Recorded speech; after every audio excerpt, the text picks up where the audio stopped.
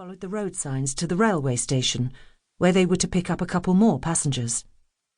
There was little point in denying it. The driver seemed to have taken a liking to her, something that made her want to squeeze herself into the tightest ball she could manage. She tried to slow her galloping heartbeat, make herself as invisible as she could. This wasn't the time or the place for unwanted attention. She couldn't afford to get this wrong. Returning home ashamed and in debt wasn't worth thinking about. The lingering, suggestive look he gave her once he had pulled the minibus over at the railway station left no room for uncertainty.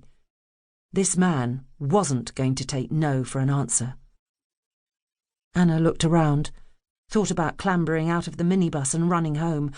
Her parents would be furious about the several €100 they now owed, all because of her, and with no way to pay it back.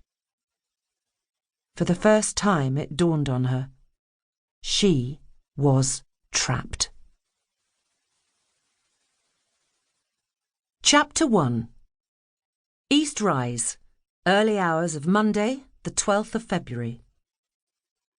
3 o'clock in the morning was the best time. There was less chance of being discovered. Not that any of that would matter, because as soon as it was over they would disappear. Just like last time. The car drove along Kitchener Street at a steady speed, both of its occupants checking whether the lights were on in the target premises, as promised. Their briefing was simple. Send a message, loud and clear, but they wouldn't hesitate to murder the problem if it came down to it. The driver pulled the car over, giving the passenger barely enough time to jump out and slam the door before he drove off again on his way to their meeting point. The passenger reached the front of the large Georgian house, sliced into 6 flats many decades ago. He glanced up and down the road before unzipping his jacket, doing little to keep out the biting wind, and taking out a gun. 3 shots would be plenty. Holding the gun steady, he took aim at the window, pointed, and fired. Despite being confident that he would get away if anyone were foolish enough to tackle him, he was, after all, armed. As soon as the 3rd bullet left the barrel, he ran across the road to the nearby alley and raced in the direction of the rendezvous point. He was chosen for his ability to take off from the scene at speed.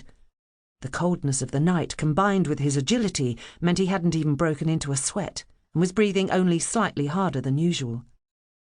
He stopped at the boot of his accomplice's car, heard a soft click as the catch was released from inside, and hid the gun underneath the carpet, all in a few seconds. He then peeled off his latex gloves and shoved them in his pocket before shutting the boot and climbing back inside the Nissan Qashqai. Detective Inspector Harry Powell's mobile phone rang next to him on the bedside cabinet. In those first few waking moments, especially when rudely jolted from his slumber, he forgot that his ex-wife was no longer lying beside him, but was miles away in Dorset with their children and most of his furniture. He let out a slow breath and allowed his eyes to adjust to the darkness, the room illuminated only by the faint glow of the digital alarm clock and his phone's dimmed screen settings. His ex-wife had always complained when his phone had lit up the room like Blackpool illuminations. Harry threw off the covers, sat up, and answered, his voice belying the tiredness he felt.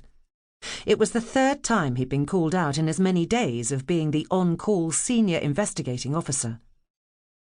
Sitting on the edge of his bed, clad in tartan pyjamas, Harry listened as he was given the address of his latest inquiry, an apparent drive-by shooting at a very interesting location.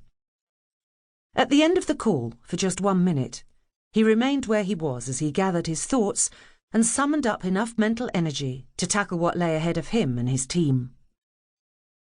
Harry knew the address was a Georgian house converted into 6 flats, and he also knew 2 of the occupants. One a convicted sex offender, and the other a police officer from his own incident room. The list of likely suspects would be endless and would push his already overstretched team to their limits. Chapter 2. Anna knew that it was 4.